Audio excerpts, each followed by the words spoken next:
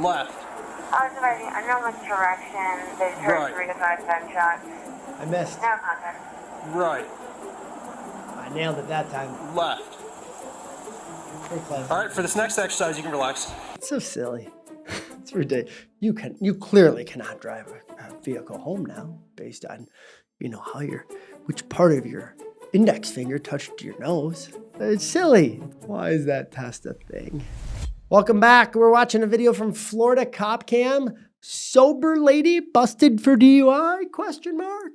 Let's see. Let's watch and find out if we think she's sober. Should she have been busted for this DUI? I'm going to give you my commentary along the way, and I have no doubt that you will do the same in the comments. Tell me what I got right and what I got wrong. Good evening, ma'am. I'm Officer Flang. The reason I pulled you over is you were speeding. Yes, I'm sorry.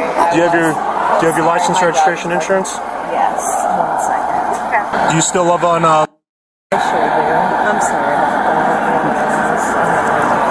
that. No problem. Where you come from now? Jupiter. Went to dinner with some friends at the golf club and driving home. Okay. Do you have your insurance as well? Yeah. Would you mind showing? All right. Let me check out your paperwork. I'll be right back with you.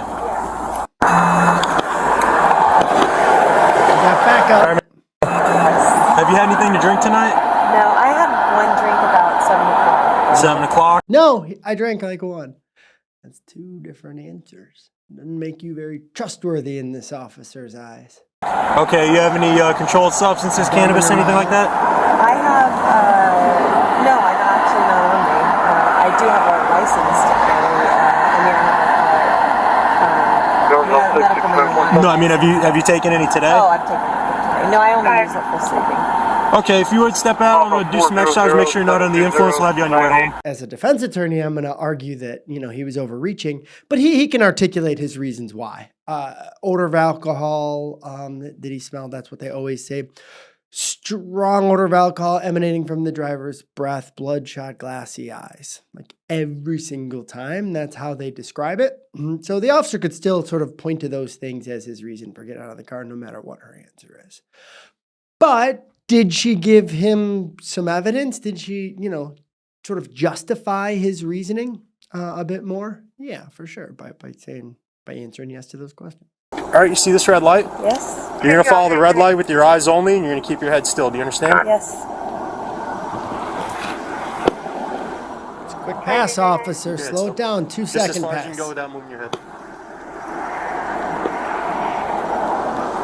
Way too fast.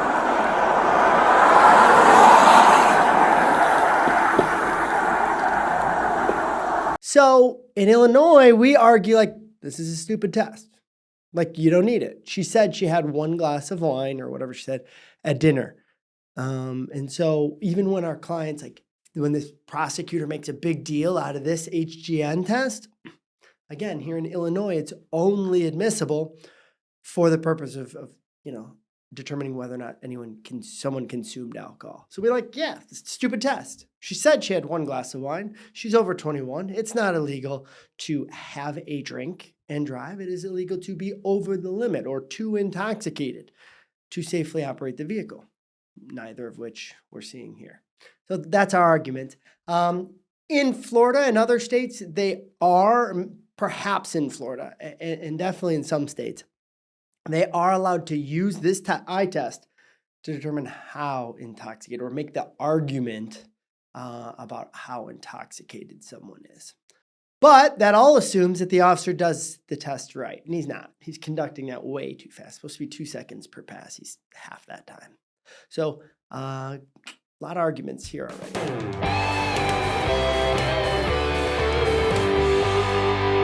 Kelly, don't you just hate having to wait to get pricing for something? It really is so annoying. I know, just the other day, I had to wait 45 minutes just for the guy to tell me that it was gonna cost $1,200 to get new tires on my really cool minivan. That's so annoying. Good thing you can get pricing within seconds with DDT Quick Quote. Wait, what's that? Yeah, now Illinois drivers can get a quote within seconds for their traffic ticket. It's really that convenient? There has to be some sort of catch, right? Nope, not at all. There's no obligation or financial commitment to get the quote. Just go to our website, fill out the form, upload a picture of your ticket, and get an instant customized quote. That sounds amazing. I'm going to go get my customized quote right now. If you want to learn more, visit the link in the description to get more info. All right. Let's get back to the damn reaction. All right, one other thing I want to address, and before we go any further, is did she have to do that? The answer is no. She did not have to do that. Like, just think about that. I get this question all the time. Don't you have to do those tests? No. How can the officer make her stare at something? What if she had simply said, no, officer, I'm not doing that test. I don't trust it. Now, she going to get in trouble? Is she going to get arrested? Maybe, right? She can't get in trouble simply for refusing them. She has a right to refuse them. But she's still going to get arrested then? The officer's like, well, you're giving me no choice, ma'am, but to arrest you now. Okay. They've got an admission of drinking 1 glass of wine and some legal weed that she says she didn't consume. Driving seems, I don't know what she got pulled over for, right? She gets pulled over for weaving across 4 lanes of traffic and being a terrible driver. That's a problem. She gets pulled over for speeding or something pretty innocuous like that. It's a very terrible case, very flimsy case. They've got no bad driving, presumably. They've got admission to 1 drink. They've got, so that explains the odor of alcohol. If that's what's present, they've got no standard field sobriety test. She refuses the breathalyzer. Here in Illinois, at least, you're winning that DUI every single time. She walked fine. She found her documents fine. So it appears pretty flimsy, and she can keep it that way if she chose to not keep going down this path. All right, ma'am, if you would come to this side of the line, it's up to you if you want to leave the heels on. Because it's going to involve walking heel to toe in the straight line. We don't really care. We've made up our mind either way. Doesn't matter much how you walk here. This is what I hear when the officer says that. He's right, though, that person does get to choose what they want to do. I mean, walk in high heels in between 2 lanes. It looks like an exit or an on-ramp or an off-ramp there. So it's not the greatest place to pull over, but I don't see a shoulder, really. So now she's got to do this on the side of the road, either in high heels or walking on this rock glass, surface in bare feet. Neither of them are great. Oh, I know. Refuse. Don't do it. Maybe even point those things out. Like, officer, this is ridiculous. I'm not doing this. That would be that's the only acceptable answer here. Do you think you'll be able to do it? I mean, I'm nervous because I've never been in this position before, but... I'll show you what you got to do, and you let me know if you can do it in your shoes, all right? All right. So You're really stressing me out, but okay. if you can place your left foot on the line for me, please. Is my left foot on the line? And right foot in front, heel touching toe, just like I'm doing. Arms at your sides. Yeah. I don't want to take off my shoes in the middle of the street, but okay. Okay, so it'll be just like this with your arms at your sides. No, don't start just yet. Wait, you got to stay in the position while I explain it. It's the standardization of the exercise. Sorry. Cars passing on both So sides. left foot on the line, right foot in front. Right foot in front, heel touching toe. Arms at your sides. Now hold that position. Don't start until I tell you to. When I tell you to begin, I want you to take 9 heel to toe steps just like this. 1, 2, 3, all the way up till 9. Imagine this your 9th step. Leave that front foot where it's at. Take a series of small steps to turn around. And take 9 heel to toe steps back. All right, it's important that once you start, you don't stop. Keep your arms down at your sides and count your steps out loud. Do you have any questions? No. We can all agree she's not like hammered, right? Like you've seen worse. So, I do think she should be protecting her rights by not engaging in this, not doing this tightrope walk that she's about to do. And so what do you say? What do you do? Well, first of all, you got to get over the fact that you're about to be arrested. Like everyone wants to avoid arrest. The better approach is to say, "Oh, this sucks. I'm about to be arrested." Because once you've gotten over that sort of mental hurdle, the answer becomes clear. I'm not doing this shit. Like, just arrest me. I'm not going to do, this is ridiculous. There's traffic on both sides of the road. You got 3 officers watching me in high heels, trying to walk on a piece of tape that you put in the middle of the highway. It's ridiculous. Like, so once you're mentally over the idea of avoiding arrest, I mean, the answer is really clear. Officer, just put me in the car if that's what you're going to do. No disrespect, officer. I told you I'm not drunk. I'm not intoxicated in the slightest, but I'm not doing this on the expressway. So if you're going to arrest me, go ahead and arrest me, officer. Put the burden back on them, and you'll have a far better case in court. It just almost feels like a setup, but okay. Almost like a setup? It is a Yeah, setup. I mean, I'm not obviously okay. Yes. Yeah. I'm just It is perfect. She knows it. It is a setup, but she feels like stuck. Like, what do I do? I told you what you do. You don't do the test. And then guess what? I promise you, on this officer's report, he just put that she stepped off the line right there. Because part of the instructions for this test are that you stand in that position with one leg in the front of the other and with your hands at your side. You saw her step off and now get back in that position. That is one clue, one sign of impairment. Do I think she's impaired there? No, I don't. I think she was just like, it's ridiculous and it's more natural to stand with your feet shoulder length apart than it is one in front of the other. But that's going to go down as a clue while she's saying that this is a setup. it's a little nerve-wracking. Sorry. 1, 2, 3, Oh, 4, 5, 6, 7, 8, 9. Turn. Right? Yep. 1, 2, 3, 4, 5, 6. that's a failed test. Like, objectively. I mean, you know whose side I'm on. I'm a DUI lawyer, right? But that's a failed test.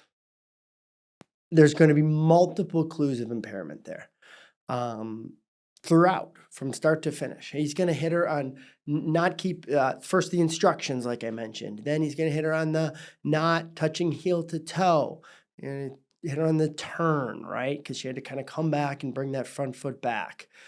She did do 9 each time, so she did that part right. But he's going to have multiple clues of impairment on that one test. She didn't do that great. Go ahead and bring your hands to your sides. All right, when I tell you to begin, I want you to raise one foot, either foot, approximately 6 inches off the ground. It's about the height of a soda can. While you're doing that, you're going to keep both knees straight, and you're going to point the toes of your raised foot out at me. You're going to look down at your raised foot, and you're going to count out loud. 1001, 1002, 1003, and so on until I tell you to stop. Okay. The whole time your hands are going to be at your sides. Okay. It's a 30-second exercise. Just so you know, I have a medical condition where I can't straighten this left knee. I can't straighten my knees fully. Then but don't do it, ma'am. Both of them, or just the left side? Both of them. I can show you even if you want me to. I have knee surgeries, like really bad knee conditions. Okay, we'll do. Which is why I have that medical care. We'll do a different exercise then. No. We'll do a different one. I don't want to put any stress on your knees. Okay. Do you know your left from your right? Yeah. Show me your left hand. Show me your right hand. All right. Go ahead and point your fingers like this, with your thumbs in. No, on the top. Yep. There you go.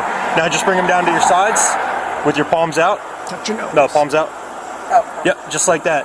Now hold that position. I'm gonna explain it, and then I'm gonna demonstrate it for you. In Illinois, you don't see this that often because this test is used for drug-based DUI.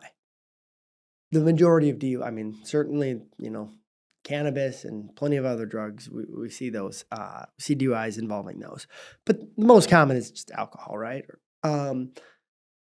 And I don't know, that certainly can be different in Florida and how they handle this, but it would give me concern here if this were my client that the officer is now doing a drug-based test. She did admit to having marijuana. There's no signs, there's no admission to consuming it today. He didn't say anything about, I smell it, I see a lit joint in the car, nothing like that, right? So it always gives me concern when I see an officer move from alcohol-based to drug-based without, a clear reason for doing so. you've seen on this channel, and I've certainly seen it, with our clients, where an officer is going to just go fishing. Like, I'm not sure if she passed those alcohol-based ones or not.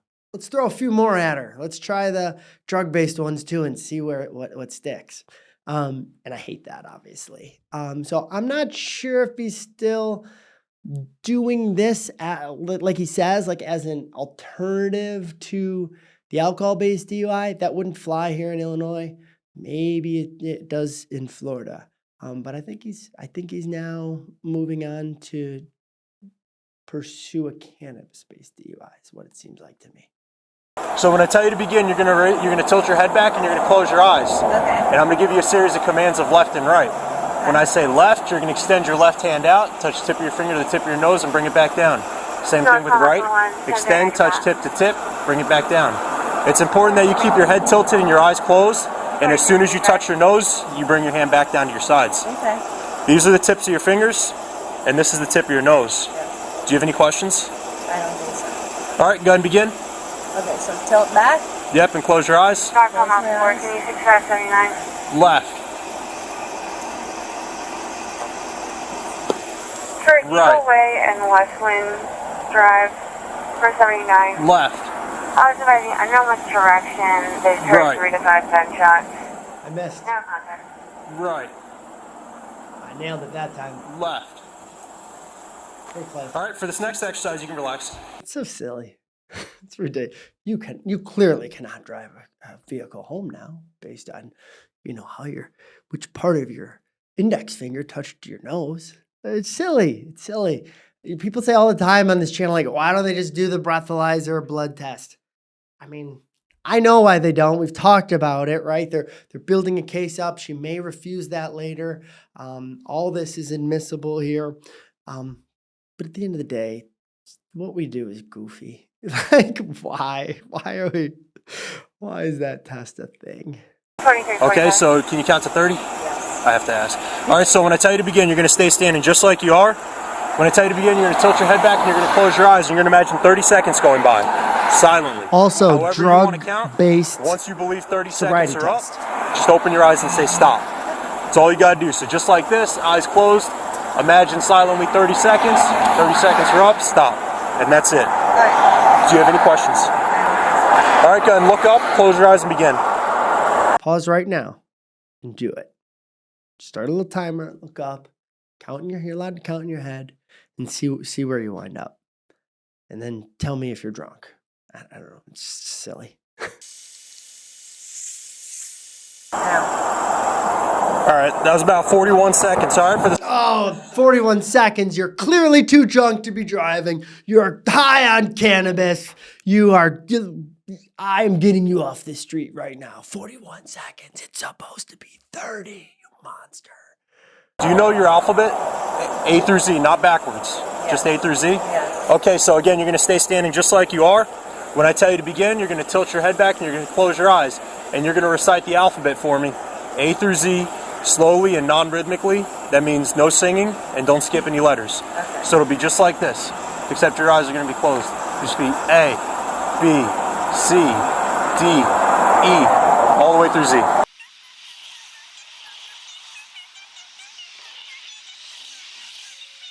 This particular one, where you literally just say the alphabet with your eyes closed, is one I have not seen before. I've got the NHTSA manual in my office, and that one's not in there. So I don't know. Now he's just playing games. I'm not quite sure. This time you are being placed under arrest for DUI, driving under the influence of alcohol, chemical, or controlled substance.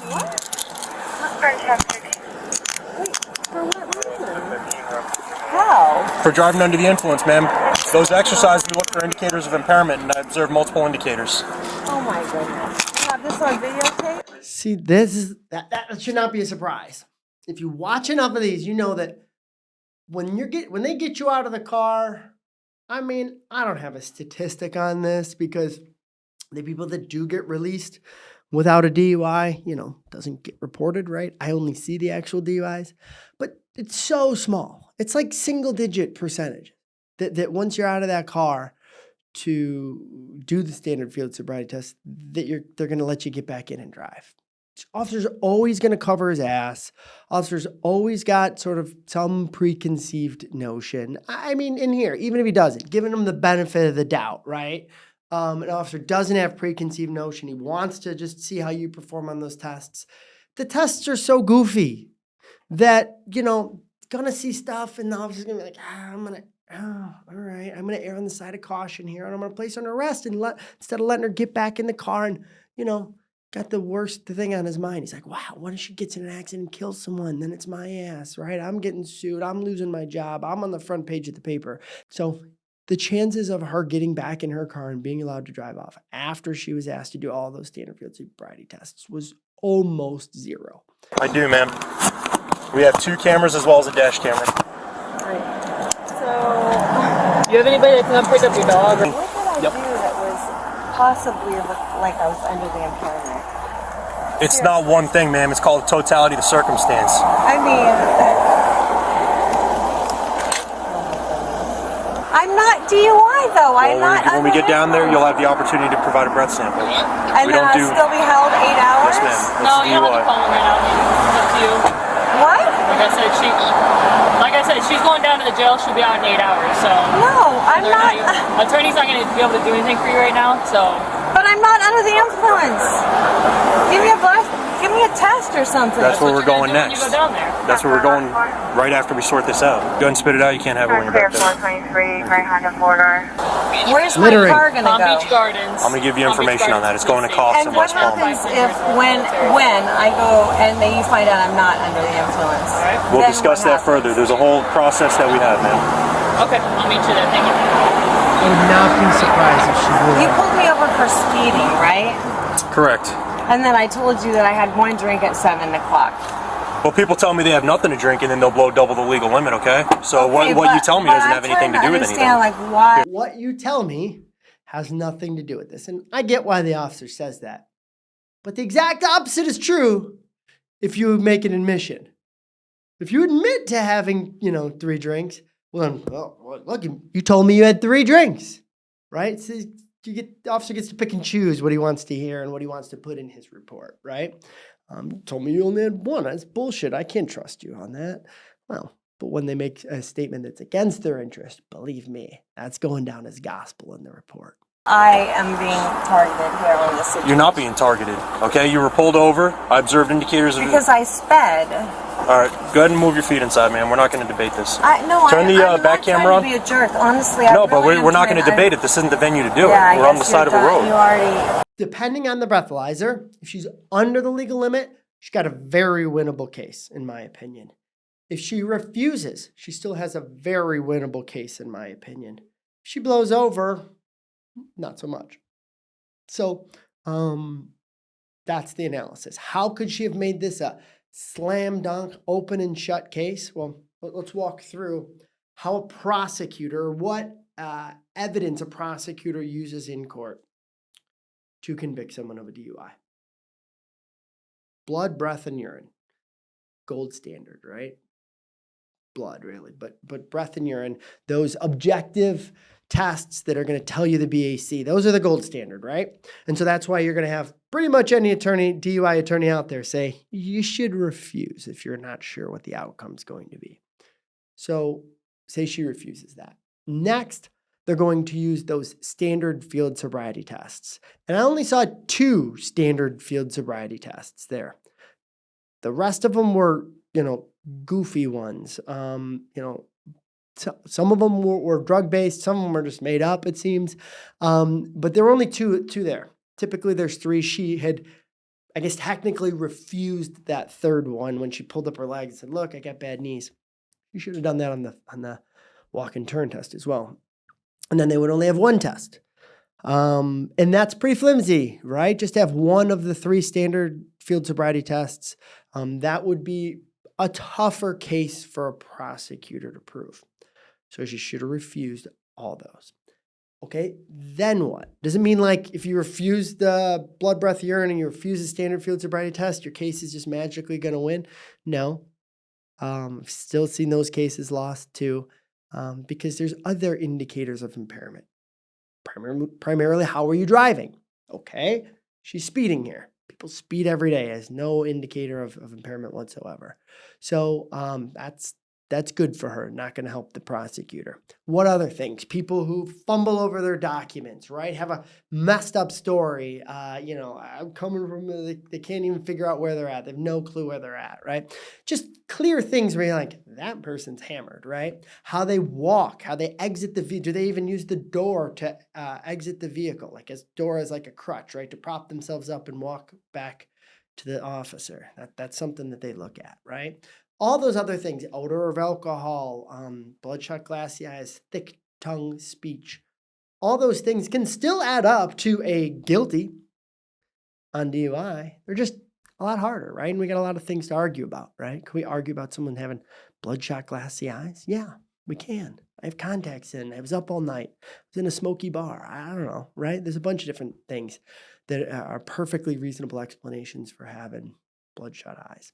So those are things that we can argue over. She could have made her case a lot easier by refusing these things. And now, I don't know, it's kind of a toss-up. It's going to depend on how the BAC goes.